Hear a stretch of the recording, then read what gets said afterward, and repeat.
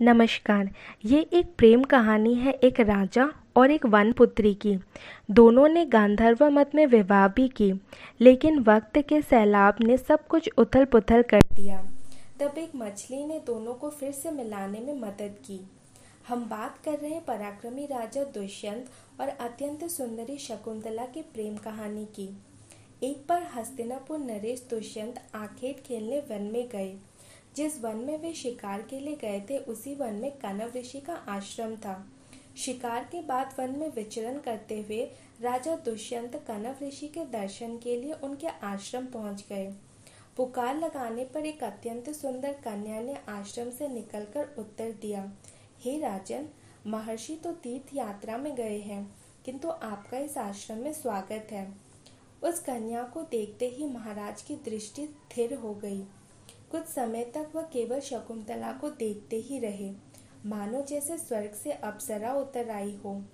महाराज की ऐसी दृष्टि देखकर शकुंतला भी मन ही मन में शर्मा रही थी। फिर महाराज ने विनम्रता से शकुंतला की तरफ देखते हुए पूछा, देवी, आप कौन हैं? शकुंतला ने थोड़ा शर्माते हुए उत्तर दिया, मेरा नाम शकुंतला है और मैं कनव ऋषि की पुत्री हूँ। यह सुनते ही महाराज दुष्यंत आश्चर्यचकित होकर बोले, परंतु देवी, जहाँ तक हमें ज्ञात है, महर्षि तो अजन्म ब्रह्मचारी है, फिर आप उनकी पुत्री किस प्रकार हुई? उनके इस प्रश्न के उत्तर में शकुंतला ने कहा, वास्तव में मेरे माता पिता मेनका और विश्वामित्र है।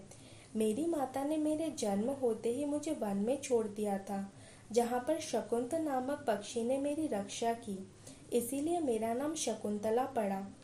एक दिन कनव ऋषि उसी रास्ते गुजर रहे थे, तभी उनकी दृष्टि अचानक मुझ पर पड़ी और वह मुझे अपने आश्रम ले आए। उन्होंने बड़े प्रेम और लाड प्यार के साथ मेरा लालन पालन किया।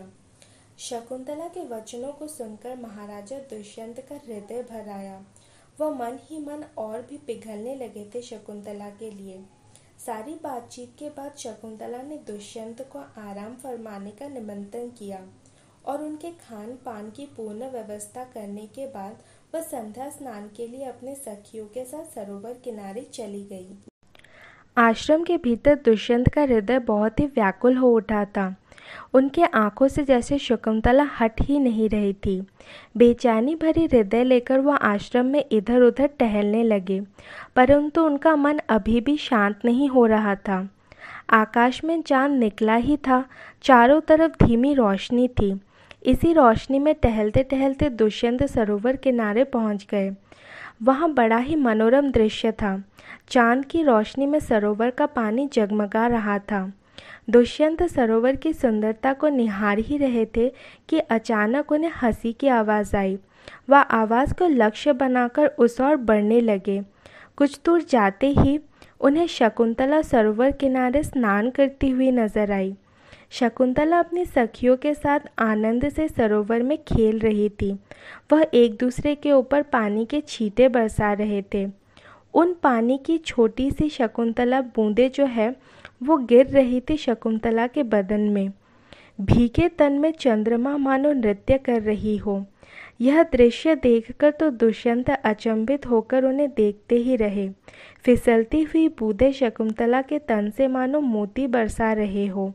दुष्यंत शकुंतला को झाड़ियों के पीछे से देख रहे थे, परंतु अपने अनजाने में ही वे कब सामने आ गए ये उन्हें पता ही नहीं चला। महाराजा को समीप देखकर सारी सखियां शर्माकर वहां से भाग गई। शकुंतला ने उन्हें रोकने की कोशिश भी की, पर वह न सुनी। लाज के मारे शकुंतला पानी के भीतर जा खड़ी हुई। राजन ने हिचकिचाते हुए शकुंतला से कहा, हे देवी, तुम क्षत्रिय कन्या हो। तुम्हारे सौंदर्य को देखकर मैं अपना हृदय तुम्हें अर्पित कर चुका हूँ। यदि तुम्हें किसी प्रकार की आपत्ति न हो तो मैं तुम्हारे साथ विवाह करना चाहता हूँ। शकुंतला भी मन ही मन राजा दुष्यंत पर मोहित थी। यह प्रस्ताव सुनने के पश्चात उनका मुंह और भी शर्म के मारे लाल हो गया। वह पानी से धीरे धीरे बाहर निकली और भागकर आश्रम जाने लगी, परंतु दुष्यंत ने उन्हें रोक लिया था। भला इस अवस्था में शकुंतला को समीप देखकर कोई कैसे खुद को नियंत्रित कर पाता। शकुंतला भी उनके स्पर्श को पाकर उसकी गर्माहट में धीरे धीरे गलने लगी थी। कुछ काल महाराज दुष्यंत ने शकुंतला के साथ विवाह के बाद वन में ही व्यतीत किया। फिर एक दिन वो शकुंतला से बोले, प्रियतमे, मुझे अब अपना राज्य कार्य देखने के लिए हस्तिनापुर प्रस्थान करना होगा।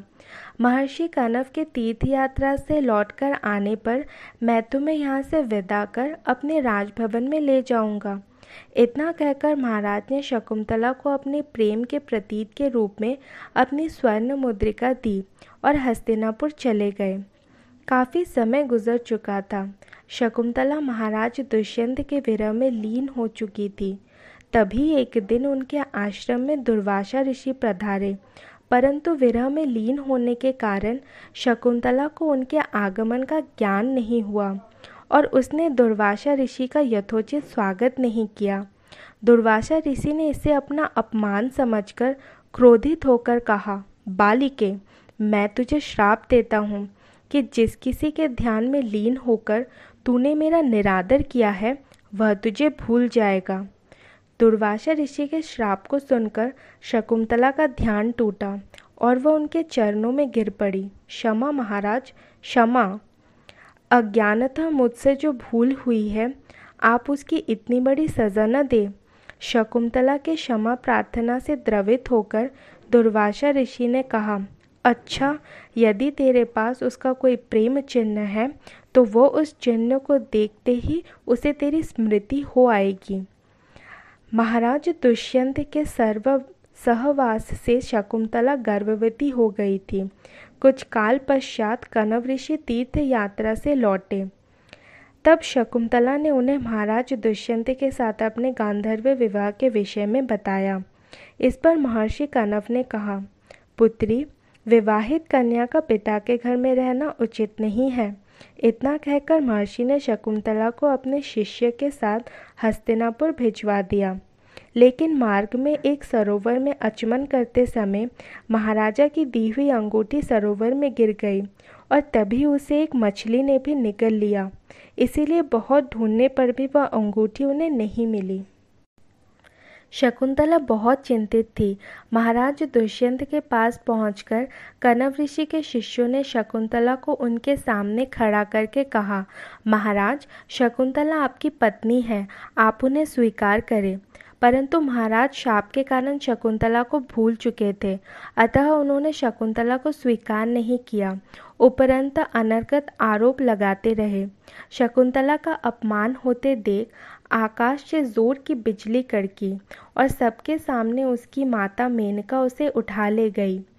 जिस मछली ने शकुंतला की अंगूठी को निगल लिया था, एक दिन वह एक मछुआरे के जाल में आ फंसी।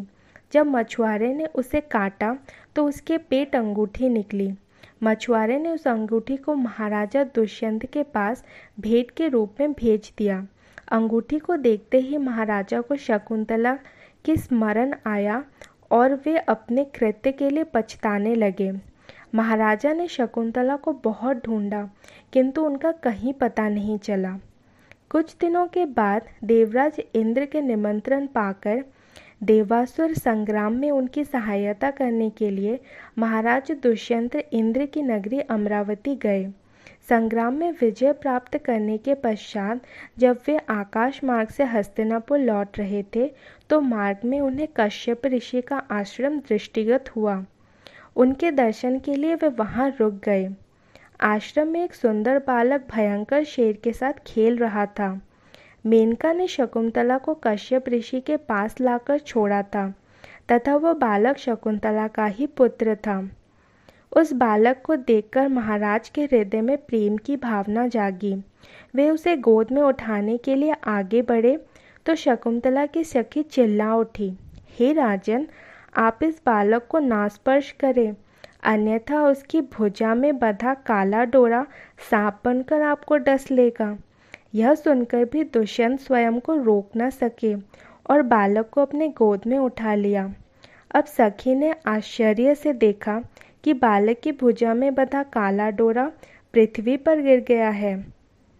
सखी को ज्ञात था कि बालक को जब कभी भी उसका पिता अपने गोद में लेगा, वह काला डोरा पृथ्वी पर गिर जाएगा। सखी ने प्रसन्नता के साथ समस्त वृत्तांत शकुंतला को सुनाया। शकुंतला महाराज दुष्यंत के पास आई। महाराज ने शकुंतला को पहचान लिया। उन्होंने अपने कृत्य के लिए शकुंतला से क्षमा प्रार्थना की और कश्यप ऋषि की आज्ञा लेकर उन्हें अपने पुत्र सहित अपने हस्तिनापुर ले आए। धन्यवाद।